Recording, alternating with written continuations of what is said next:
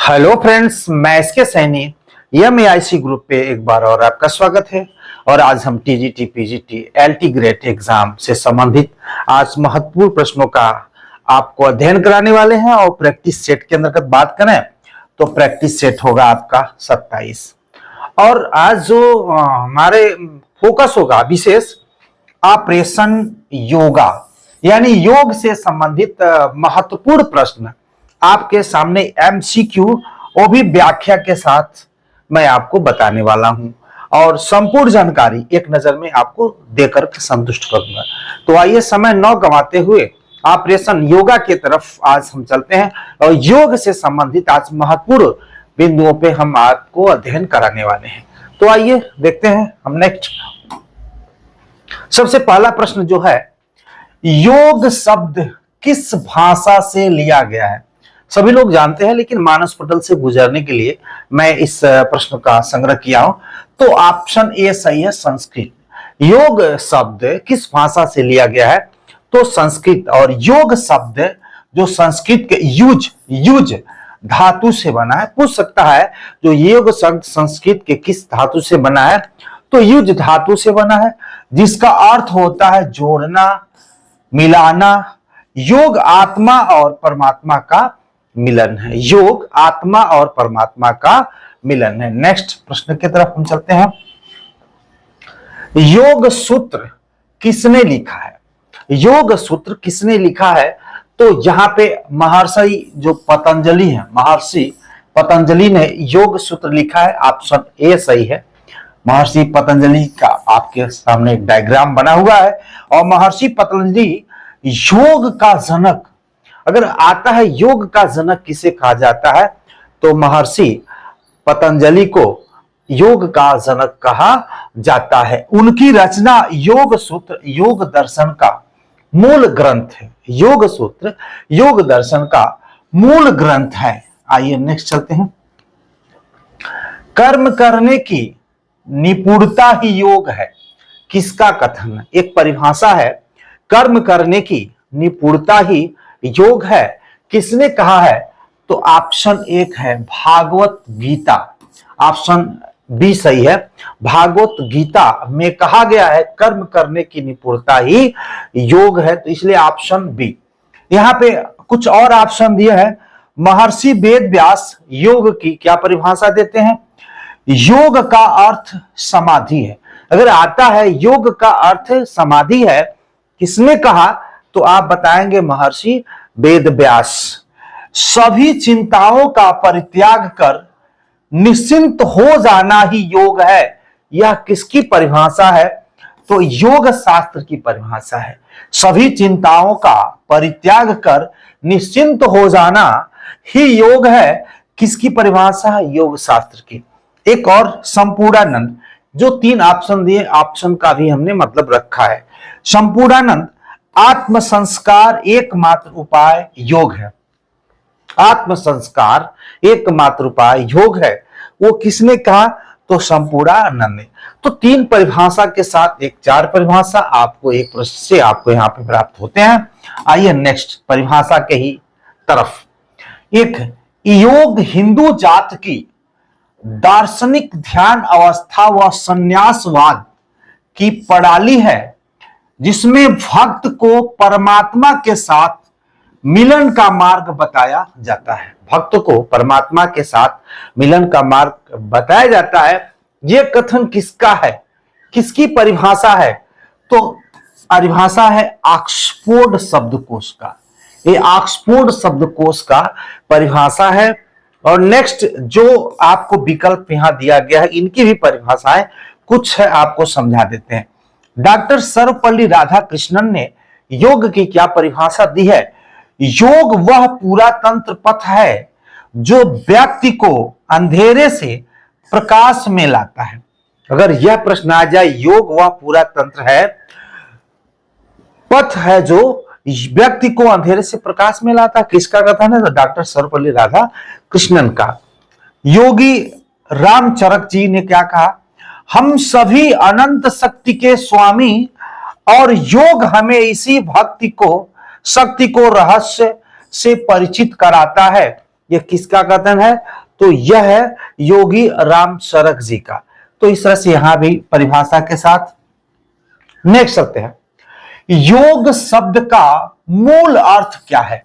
हालांकि पहले ही प्रश्न में हमने इसकी व्याख्या कर दी है, लेकिन फिर भी ऑप्शन बी सही है, जोड़ना। योग शब्द का जो मूल अर्थ होता है जोड़ना। योग युज धातु से बना है, जिसका अर्थ आत्मा और परमात्मा का मिलन या जोड़। आत्मा और परमात्मा का मिलन या जोड़। नेक्स्ट चलते हैं। और अगर आप मेरे चैनल पे नए हो तो मैं चाहूंगा कि मेरे चैनल को सब्सक्राइब, लाइक्स और शेयर जरूर करें, जिससे हमें ऊर्जा मिले और मैं और आपके लिए काम कर सकूं। एक सब्सक्राइब व्यक्ति के व्यक्तित्व को बदल देता है। तो आइए बात करते हैं, प्राणायाम का मुख्य उद्देश्य क्या होता है? प्राणायाम का मुख्य उद्देश्य क्या होता है? ऑप्शन सी सही है, श्वास प्रवास का नियंत्रण। श्वास प्रवास का नियंत्रण, ऑप्शन सी सही है। प्राणायाम श्वासों पर नियंत्रण से प्राण शक्ति को संतुलित करता है। नेक्स्ट चलते हैं। पतंजलि योग दर्शन के अनुसार योग के कितने अंग हैं? पतंजलि योग दर्शन के अनुसार योग के कितने अंग हैं?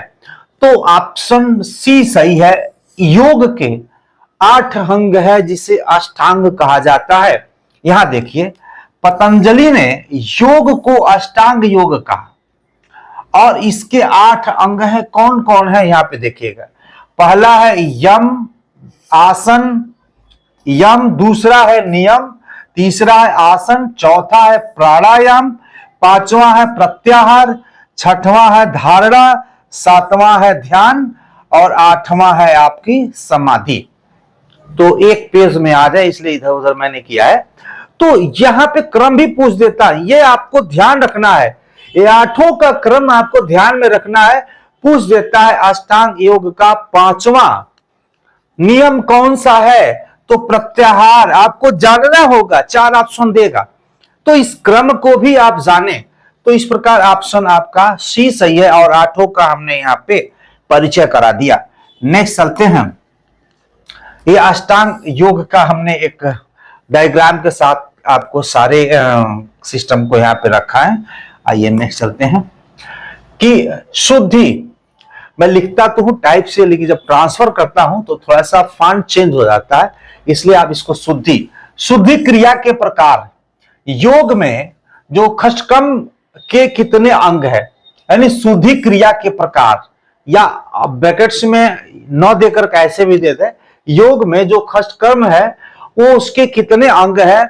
तो स्वाभाविक है, जो खष्टकर्म को संस्कृत में बोला जाता है, हिंदी में इसको क्षय बोलेंगे, छठवें को खष्टकर्म बोलते हैं, खष्टम। तो ये ऑप्शन आपका सी सही है, 6। ये 6 कौन से हैं आप देखिएगा, जो शुद्धि क्रिया के अंग माने जाते हैं। धौती, बस्ती, नेति, त्राटक, नौली और कपाल भाती।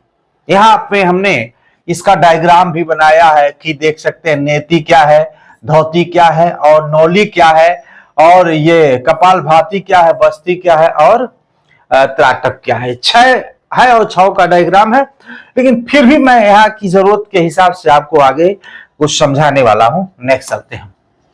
यहां पे देखिएगा, योग में नेति क्रिया के कितने प्रकार हैं? योग में नेति क्रिया के कितने प्रकार हैं? तो ऑप्शन ए सही है, 2 प्रकार के हैं। तो 2 कौन से हैं? ये जल नेति है और सूत्र नेति। जल नेति का मतलब ये है कि जो भी पात्र में पानी भर करके एक नाक के छिद्र से डालना और दूसरे नाक से उसे निकाल देना, जैसा कि आपने फिगर में देख रहे हैं। और धौती मतलब होता है सूत्र मतलब धागा मतलब नाक से या मुंह से डाल करके निकाल करके उसकी सफाई शुद्धि करना, उसी को सूत्र नेति कहते हैं। यानी नेति क्रिया शुद्धि क्रिया के अंतर्गत ही आता है। तो यहां पे देखेंगे, यहां पे नाक से डाल करके मुंह से निकालना। तो नेति क्रिया 2 प्रकार के होते हैं, एक जल नेति, एक सूत्र नेति। सूत्र मतलब होता है धागा। नेक्स्ट चलते हैं। पतंजलि योग दर्शन के अनुसार यम कितने होते हैं, यानी यम के अंग कितने होते हैं, तो यहां पे हम देखेंगे 5। पतंजलि ने अष्टांग योग में 5 यम बताए हैं। और 5 यम क्या है? अहिंसा, सत्य, अस्तेय, ब्रह्मचर्य और अपरिग्रह। इसका भी मैंने डिटेल दिया है। किसी भी प्राणी को हिंसा न करना अहिंसा, सत्य बोलना और आचरण में सत्यनिष्ठ होना सत्य है, अस्तेय चोरी न करना और बिना अधिकार कुछ न लेना, और ब्रह्मचर्य इंद्रियों पर संयम व शुद्ध जीवन जीना, और अपरिग्रह आवश्यकता से अधिक भौतिक वस्तुओं का संग्रह न करना। यहाँ पे पतंजलि ने जो यम के 5 नियम बताए हैं, ये 5 नियम यह है। इनमें से देख करके पूछ सकता है यह किसका अंग है या किसका नियम है, तो यह भी आपको जानना जरूरी है। नेक्स्ट चलते हैं। पतंजलि योग दर्शन के अनुसार नियम कितने होते हैं? नियम कितने होते हैं? तो नियम होते हैं आपके 5। ये 5 नियम होते हैं। शौच, तप, स्वाध्याय और ईश्वर प्राणी, और दूसरा यहां पे है संतोष यानी संतुष्टि। यानी 5 नियम के 5 नियम हैं। ये 5 नियम आपको डिटेल में यहां पे दिया गया है। नेक्स्ट चलते हैं। पतंजलि योग दर्शन के अनुसार प्रमुख आसन कितने होते हैं? तो यहाँ पे प्रमुख आसन 3 होते हैं। वैसे आसनों का जिक्र बहुत है, अभी मैं आपको बताऊंगा। और मैं योग का जो एक चैप्टर लेके आया हूं एग्जाम के दृष्टिकोण से। हालांकि योग तो एक महासागर है, इसमें डूबना बहुत दिन लग जाएगा, बहुत बड़ा ब्रॉड मतलब सिलेबस है, लेकिन आपके एग्जाम के दृष्टिकोण से हमने लेकर के इसका कलेक्शन आया है। और मैं प्रयास किया हूं कहीं मिस्टेक ना हो। अगर कहीं आपको लगता है तो बेहिचक आप कमेंट कर सकते हैं, जिसमें हम सुधार कर सकते हैं या आपके सुधार का सहयोग ले सकते हैं। तो 3 क्या है? ध्यानात्मक आसन और व्यायात्मक आसन और आरामदायक आसन। ये 3 आसन। आइए मैं इसका भी डिटेल आपको बताऊं, ये 3 कैसे और कहां से आए। नेक्स्ट चलते हैं। देखिए इसमें प्रायः शरीर के मुख्य 2 भाग होते हैं। योग के अनुसार शरीर के कितने भाग होते हैं? 2 भाग होते हैं। कौन सा? जो प्रथम है स्थूल भाग, जिसे शरीर कहते हैं। यानी योग में शरीर के 2 भाग हैं। एक स्थूल भाग जिसे हम शरीर कहते हैं, और दूसरा सूक्ष्म भाग जिसे हम मन कहते हैं। यानी शरीर को 2 भागों में योग के अनुसार बांटा गया है। एक स्थूल भाग जिसमें पूरा शरीर है, एक सूक्ष्म भाग जिसको मन कहते हैं। और इसके आधार पर आसनों को 3 भागों में विभक्त किया जा सकता है। यानी इसके आधार पे आसनों को 3 भागों में बांटा जा सकता है, जिसको ध्यानात्मक आसन और व्यायात्मक आसन, आरामदायक आसन, जिसका हमने जिक्र इसके पहले पेज में किया है। और बात करते हैं, कुछ योगाचार्यों ने इनकी संख्या 84 मानी है। देखिएगा भाई, एग्जाम में क्या पूछना चाहता है उसके हिसाब से आप वहां पे अपने आप को परफेक्ट सेट होइएगा। जैसे बताया तो सब जाता है, लेकिन कभी कभी उसका पूछने का मूड क्या है आपको भी ये जानना जरूरी है। कुछ योगाचार्यों ने आसनों की संख्या 84 मानी है, और इसमें जो है 28 आसन ध्यानार्थ है और 56 आसन रोगोपचार्थ माने रोग के उपचार हेतु 56 आसन का जिक्र किया है, और ध्यान के लिए 28 आसन का व्यक्त किया। दोनों जोड़ दिया जाए तो ये हो जाता है 84 आसन। तो पूछता है कि 10 है कि 8 है कि 84 है। 84 दिया है तो इसका मतलब है वो 84 को पूछना चाह रहा है। अब एग्जाम के दृष्टिकोण से आप वहां पे अपने आप को सेट करिएगा। पतंजलि योग दर्शन के अनुसार प्राणायाम कितने होते हैं? मुख्यतः इसे प्राणायाम 3 ही होते हैं, लेकिन कहीं कहीं एक चौथा शून्य की बात कर रहा है। हमने इसलिए यहां पे 4 ऑप्शन नहीं डाले हैं, 3, 5, 6, 8 डाले हैं, जिससे कि हम 3 को बता रहे हैं। थोड़ा सा ध्यान दीजिएगा, आप भी अध्ययन करिएगा। हालांकि अधिकतर जगह पे हमने पूरक, कुंभक और रेचक की ही बात किया, लेकिन 1-2 बुक को हमने जब अध्ययन किया, श्याम नारायण सिंह ने तो 3 ही दिया है। 1-2 जगह और मैंने जिक्र देखा तो उसमें चौथा शून्यक मतलब दे रहा है। शून्यक पूरक में क्या होता है, गहरी सांस ली जाती है पूरी पूरक में, और कुंभक में सांस को भीतर रोक करके रखा जाता है। कुंभ मतलब होता है खड़ा, रोक करके रखा जाता है। और रेचक सांस को धीरे धीरे बाहर निकालना कहलाता है। एक देखिएगा, यह प्रश्न हो सकता है और यह उत्तर हो सकता है।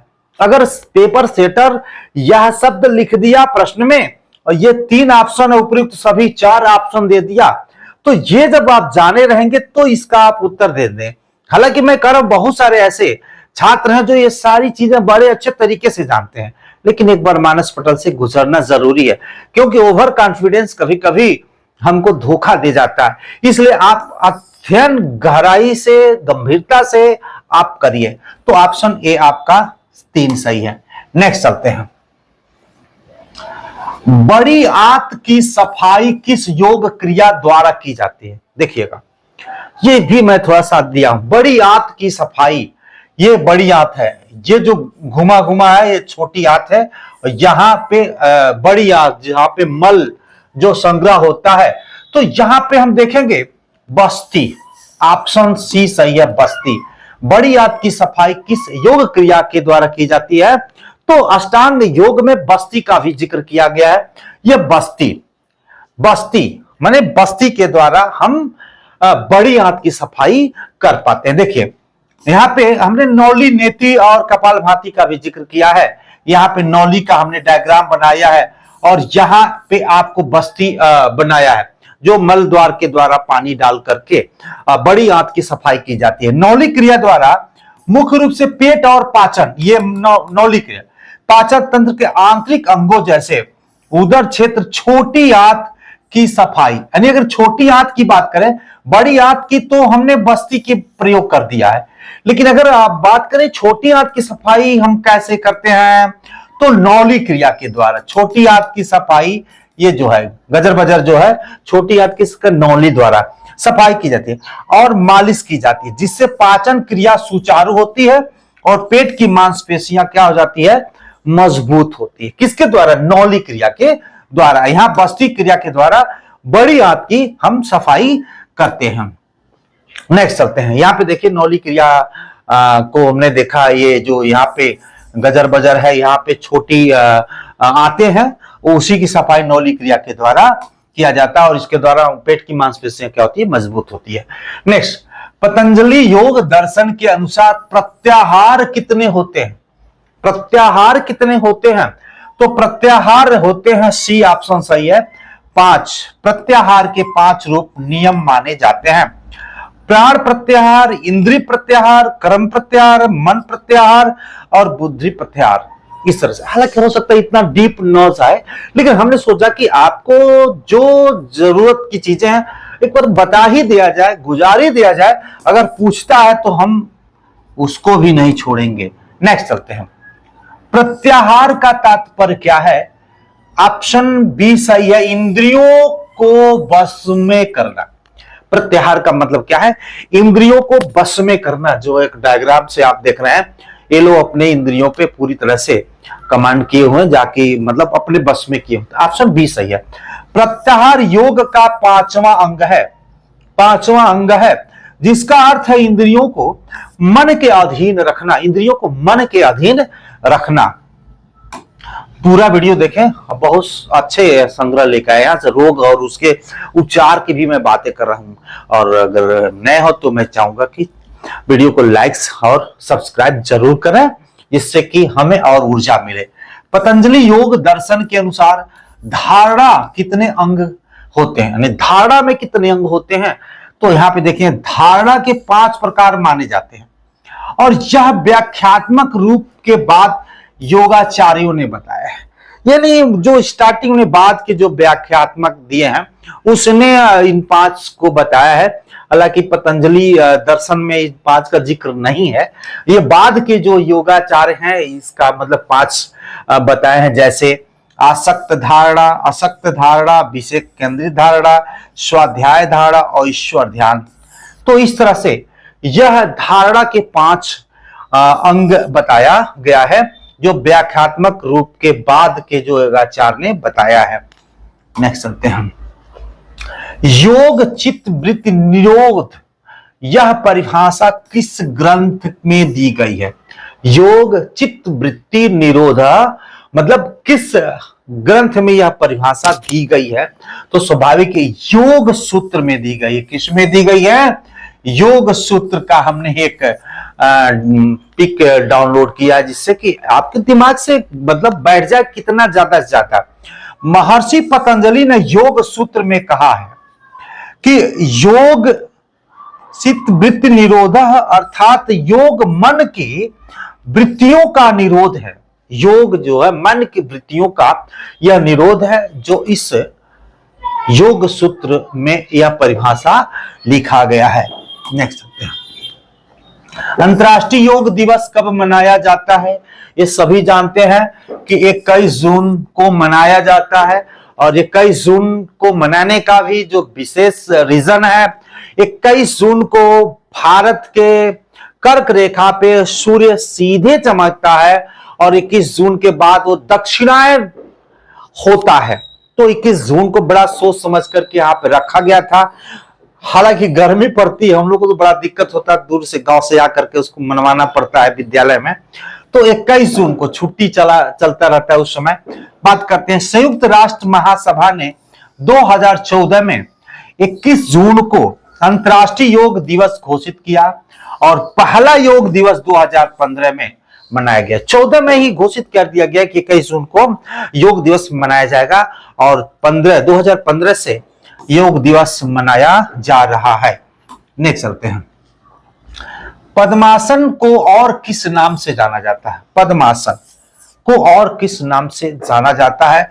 जो लोटस पोज, लोटस मतलब होता है कमल का फूल जैसा पोजीशन जहां पे दिखता है, उसी को हम पद्मासन कहते हैं। ये देखिए, ये दोनों जो है पैर पंजे ये फूल टाइप में बैठे हैं, इसी को हम बोलते हैं कमलासन या लोटस पोज कहते हैं। पद्मासन को ही अंग्रेजी में लोटस पोज कहते हैं। कभी कभी लिख देता भाई, हम कंफ्यूज जाते हैं, और बाद में एग्जाम के बाद आते हैं तो लगता है अरे भाई क्या हो गया। मैं आपको एक दिन मैं टिप्स दूंगा कैसे मतलब एग्जाम को क्लियर करते हैं, कहाँ दिक्कतें आती हैं, उसको कैसे सॉल्व करते हैं। बहुत जल्द हो सकता है नेक्स्ट वीडियो में आपको मैं बताऊंगा। कौन सा आसन पाचन तंत्र के लिए सर्वोत्तम माना जाता है? कौन सा आसन पाचन तंत्र के लिए सर्वोत्तम माना जाता है?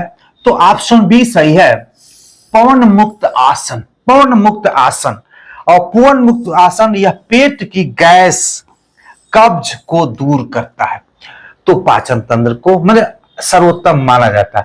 हालांकि इससे भी हम पाचन तंत्र सही रखते हैं, लेकिन इसमें पूछ रहा है सर्वोत्तम, इसलिए ऑप्शन बी आपका सही उत्तर है, पवन मुक्त आसन, जिसका आपको फिगर भी देखने को।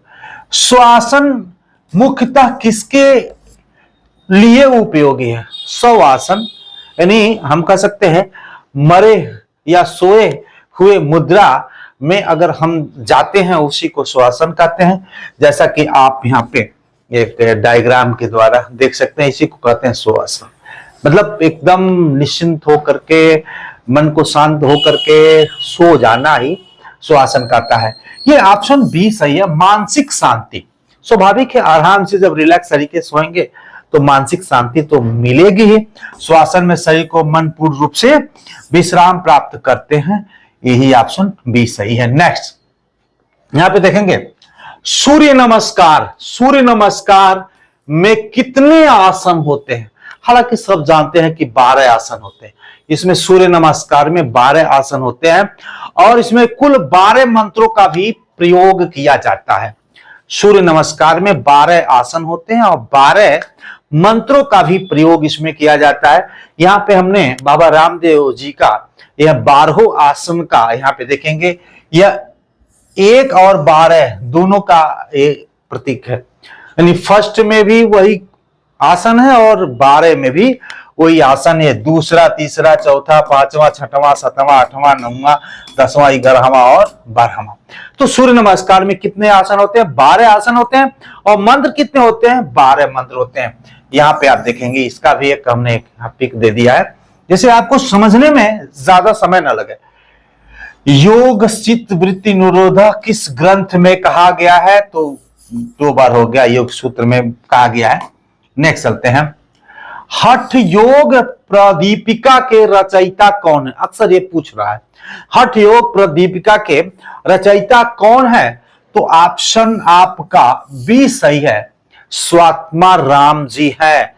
ये ही है हठ योग, आपका एक पुस्तक, जो इसके रचयिता कौन है? स्वात्मा राम जी है। इसका डिटेल देखिए। हठ योग प्रदीपिका हठ योग से संबंधित प्रसिद्ध ग्रंथ है। यह संस्कृत में है और इसके रचयिता गुरु गोरखनाथ के शिष्य, गुरु गोरखनाथ के शिष्य, क्या शिष्य? स्वामी स्वात्मा राम जी थे। स्वात्मा राम जी किसके शिष्य थे? तो गुरु गोरखनाथ के शिष्य। ये भी एक यहाँ पे जानकारी दी गई है, जिससे कि मतलब कोई दिक्कत न हो। देखिए, योग में मुख्य बंध और मुद्रा भी आपके एलटी ग्रेड के सिलेबस में है। बंध और मुद्रा, हालांकि यहां पे आपका ध्यान नहीं जाता है, और इसको मैं चाहूंगा कि अच्छे से एक बार जरूर देख लें। तो योग में मुख्य बंध कितने माने गए हैं? होंगे बहुत, लेकिन कितने माने गए? तो माने गए हैं 3। और यहां पे योग में प्रमुख 3 जो बंध है, जो गांठ है, बंध मतलब होता है गांठ, इन तीनों का हम यहां पे जिक्र किया है। जालंधर बंध और उद्यान बंध और मूल बंध। ये जो गले पे लगाया जाता है जो गांठ, इसको हम जालंधर बंध कहते हैं। ये उदर यानी पेट में, हमने यहां गले कंठ की बात कर दी, बड़ा क्लियर। हालांकि मैं इसका भी ऑब्जेक्टिव में लेकर के अभी आऊंगा। उदर मतलब पेट को बांध देना योग क्रिया के द्वारा, उसी को बोलते हैं उद्यान बंध। और मूल बंध, मूलाधार, यानी हम कह सकते हैं मल द्वार को बांध देना, उसी को कहते हैं मूलाधार यानी मूल बंध। अगर इन तीनों बंध को मिला दिया जाता है तो इसे कहा जाता महाबंध। पूछता है कि महाबंध किसको कहते हैं? यानी तीनों को जब हम मिला देंगे, जालंधर उड्डयन मूल बंध को जब तीनों को मिला देंगे, उसको कहते हैं महाबंध। आइए हम इसका थोड़ा सा फिगर बड़े में देखते हैं। यहां पे देखिएगा, गले पे गांठ लगाया गया है, इसी को कहते हैं जालंधर बंध। यहां पेट पे गांठ लगाया गया है, उद्यान बंध है। और यहां पे जो मल द्वार पे, यह मूला बंध। और तीनों को अगर हम मिला देते हैं तो इसको बोलते हैं महाबंध, इसको बोलते हैं महाबंध। आइए चलते हैं नेक्स्ट। जालंधर बंध जो किस अंग से संबंधित है? ऑप्शन ए सही है, गला या कंठ से संबंधित है। जा की चिक हमने दिया है। जालंधर बंध को कंठ बंध भी कहा जाता है। इसमें ठुड्डी को छाती से लगाकर गले में बंधन बनाया जाता है, या प्राणायाम और ध्यान के समय प्रयोग किया जाता है। तो यहां पे फिगर हमने बताया दिया था, सब कुछ बताया दिया था। जालंधर बंध। नेक्स्ट चलते हैं। उद्यान बंध का मुख्य प्रभाव कहां पे होता है? तो उद्यान का आपको मैंने बताया उदर या पेट पे होता है। उद्यान बंध का अर्थ है ऊपर उठना।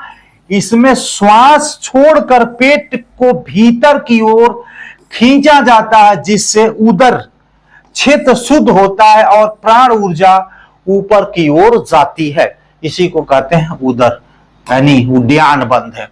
मूल बंध, मूल बंध किस स्थान पर लगाया जाता है? तो ऑप्शन सी सही है, गुदा, जिसको मूलाधार, मूलाधार कहते हैं, मूलाधार पर लगाया जाता। मूल बंध का अर्थ है मूलाधार चक्र का बंधन। इसमें गुदा संकुचन किया जाता है और इसे अपना वायु ऊपर की ओर खींची जाती है और ध्यान की स्थिरता आती है। तो ऑप्शन सी आपका सही उत्तर है। नेक्स्ट चलते हैं। जब जालंधर, उद्यान और मूल बंध तीनों एक साथ लगाए जाते हैं तो उसे क्या कहते हैं? जैसा कि हमने बताया, इसे कहते हैं महाबंध, इसे कहते हैं महाबंध। ऑप्शन सी सही। जब तीनों जालंधर, उद्यान, उद्यान आदि का लगाया जाता है उसे महाबंध कहा जाता है। यह प्राण ऊर्जा को जागृत करने और चित्त को स्थिर करने में सहायक होता है। नेक्स्ट चलते हैं आगे हम प्रश्नों की तरफ। बहुत अच्छा कलेक्शन है, समय दीजिए, पूरा पढ़िए, हो सकता है कि आप छोड़ दें और कुछ छूट जाए, इसलिए छूटने ना दीजिए। एग्जाम को गंभीरता से लीजिए। टीजीटी पीजीटी का जो डेट डिसाइड था उसमें कुछ संदेह लग रहा है। पीजीटी तो कैंसिल नहीं, स्थगित हो ही गया डेट, और टीजीटी की भी संभावनाएं व्यक्त की जा रही है, क्योंकि आप जान सकते हैं कि अध्यक्ष ने इस्तीफा दे दिया है और उनकी तलाश चल रही है। योग में मुद्राएं देखिए, हमने बंध पढ़ा, अब यहाँ पे मुद्राएं पढ़े। मुख्यतः किस योग का अंग माना जाता है? तो ऑप्शन बी सही है, हठ योग का एक अंग माना जाता है मुद्राएं। यहां देखिए, हठ योग में आसन, प्राणायाम, बंध और मुद्राओं का विशेष स्थान है। मुद्राएं साधक की आंतरिक शक्ति और प्राण नियंत्रण के लिए की जाती है। ऑप्शन बी सही है। नेक्स्ट चलते हैं हम। महामुद्रा मुख्यतः किस योग की प्रक्रिया है? महामुद्रा ऑप्शन बी सही है, हठ योग की, चाहे जिस तरह से आप हठ कर लीजिए, हठ योग की। नेक्स्ट चलते हैं। ज्ञान मुद्रा किससे संबंधित है? ध्यान समझिएगा, ऐसा पूछ दिया, कभी ध्यान नहीं गया तो मिस्टेक हो जाएगा। अंगूठा और तर्जनी को मिलाकर अगर जब हम ध्यान करते हैं, उसी को कहते हैं ज्ञान मुद्रा। मन को शांति देने वाली मुद्रा। यहां पे देखेंगे ये, और जब हम ऐसे बैठते हैं ध्यान की मुद्रा में, इसी को कहते हैं ज्ञान मुद्रा। ज्ञान मुद्रा किससे संबंधित है? अंगूठा और तर्जनी को जो मिलाते हैं उसी को हम बोलते हैं ज्ञान मुद्रा। देखिए यहाँ पे, इसमें अंगूठे और तर्जनी को मिलाकर अन्य उंगलियां सीधी रखी जाती है और एकाग्रता और स्मरण शक्ति बढ़ाने में सहायक होते हैं। इसी को कहते हैं ज्ञान मुद्रा, जो कि यहाँ पे ज्ञान मुद्रा का एक डायग्राम भी दिया गया है। नेक्स्ट, कौन सा आसन रीढ़ की हड्डी को लचीला बनाता है? रीढ़, स्पाइनल कार्ड को फ्लेक्सिबल, लचीला बनाता है। यहाँ पे देख सकते हैं, ये रीढ़ की हड्डी है। यहाँ पे कौन सा आसन है जो बनाता है? स्वाभाविक है, ये पोस्चर जो देख रहे हैं ये भुजंग आसन का है। ऑप्शन ए सही है, भुजंग आसन। यानी भुजंग आसन रीढ़ को मजबूत और लचीला बनाता है, जिसका फिगर आपके सामने है। नेक्स्ट चलते हैं। प्राचीन ग्रंथ घेरंड संहिता, देखिए ये भी इंपॉर्टेंट, अक्सर ये पूछता है कि घेरंड संहिता संबंधित किससे है? तो यह योग से। ऑप्शन सी सही है। यहाँ पे घेरंड संहिता हठ योग के 3 प्रमुख ग्रंथों में से एक है। हठ योग के 3 प्रमुख ग्रंथ कौन है? 3 प्रमुख, जिसमें घेरंड संहिता भी एक है। यहाँ पे देखिए, अन्य 2 ग्रंथ हठ योग प्रदीपिका, ये भी हठ योग का एक ग्रंथ है, और सिंह संहिता, ये भी हठ योग का एक ग्रंथ है। तो 3 ग्रंथ है, ये घेरंड संहिता और हठ योग प्रदीपिका और शिव संहिता। तो तीनों इसी का है, जिसको हम बोलते हैं यह योग से रिलेटेड है, संबंधित है। नेक्स्ट चलते हैं। वज्रासन विशेष रूप से किसके बाद लाभकारी होता है? यानी वज्रासन जो करते हैं, यहाँ पे देख सकते हैं वज्रासन का आपके पिक दिख रहा है, वो किसके बाद किया जाता है? स्वाभाविक है, आप जानते हैं सब लोग, यह भोजन के बाद इस आसन का हम प्रयोग करते हैं। वज्रासन भोजन के बाद बैठने में पाचन क्रिया में सुधारता है। और नेक्स्ट चलते हैं। योग को किस दर्शन का अंग माना जाता है? ये भी एक प्रश्न आता है और हम कंफ्यूज हो जाते हैं। योग को किस दर्शन का अंग माना जाता है? तो सांख्य दर्शन ऑप्शन ए आपका सही है। मैंने बहुत सारा रखा है, लेकिन सांख्य यह एक सैद्धांतिक दर्शन है जो पुरुष, आत्मा और प्रकृति पे आधारित है, जिसे जोड़ता है। यानी हम कह सकते हैं यह आत्मज्ञान और दुखों से मुक्ति का मार्ग बताता है। यह आत्मज्ञान और दुखों की मुक्ति का यह मार्ग बनाता कौन? सांख्य दर्शन। नेक्स्ट चलते हैं। मोटापे को नियंत्रित करने हेतु सबसे प्रभावी आसन कौन सा होता है? बहुत सारे आसन होते हैं, लेकिन सबसे प्रभावी आसन कौन सा है? तो फिगर से आपको पता चलता है त्रिकोण आसन। ऑप्शन सी सही है, त्रिकोण आसन। त्रिकोण आसन शरीर को अतिरिक्त चर्बी कम करने, पाचन सुधारने, शरीर को लचीला बनाने में सहायक होता है। त्रिकोण आसन जिसका फिगर आपके सामने है, त्रिकोण आसन का 3 कोण बनाते हैं, 1 2 3 कोण बनाते हैं, हम का से 3 कोण बना देते हैं। नेक्स्ट चलते हैं, मधुमेह के रोगियों के लिए विशेष रूप से लाभकारी, यानी शुगर पेशेंट के लिए कौन सा मतलब योग किया जाए, आसन किया जाए जो उनको लाभकारी हो। तो स्वाभाविक है, यहाँ पे फिगर से आप देख सकते हैं ऑप्शन बी सही है, मंडूका आसन। या रामदेव बाबा जी के एक डायग्राम देखे हैं, मंडूका आसन जो है यह कह सकते हैं शुगर पेशेंट के लिए बड़े लाभकारी है और अग्नाशय को सक्रिय करता है, जिससे इंसुलिन स्राव में सुधार होता है और मधुमेह को नियंत्रित करता है। तो इसलिए मंडूका आसन ऑप्शन बी आपका सही उत्तर है। नेक्स्ट, उच्च रक्तचाप, high BP, high blood pressure जिसको कहते हैं, वाले व्यक्ति के लिए उपयुक्त आसन कौन सा है? उच्च रक्तचाप, बीपी ब्लड पसंद के लिए श्वासन, जाके आराम से बस सूझ जा, रिलैक्स मिल जाएगा आपको और इस बीमारी से निजात। श्वासन मन शांति, शरीर शिथिल, तनाव को कम करता है, जो रक्तचाप नियंत्रण में सहायक होता है। श्वासन, आराम से जाके बिस्तर पे सो जाइए निश्चिंत होकर के। नेक्स्ट, अस्थमा के रोगियों को कौन सा आसन सबसे अधिक लाभकारी होता है? अस्थमा के रोगियों को ऑप्शन बी सही है, भुजंग आसन। भुजंग आसन फेफड़े की क्षमता बढ़ाता है, श्वसन नलिकाओं को खोलता है और अस्थमा रोगियों के लिए क्या होता है? लाभकारी होता है भुजंग आसन। तो भुजंग आसन अस्थमा के रोगियों को करना चाहिए, जिससे कि कम समय में वो ठीक हो सकता है। कब्ज से राहत पाने के लिए कौन सा आसन उपयुक्त है? तो पौन मुक्त आसन आपका ये सही है। वज्रासन, मलासन, भुजासन भी है। मेरी बैटरी जा रही है, हम मैं जल्दी तो यहाँ पे हाथों को सक्रिय करके गैस कब्ज को दूर करता है। नेक्स्ट चलते हैं, यहाँ पे थायराइड ग्रंथि की समस्या में कौन सा आसन विशेष लाभकारी होता है?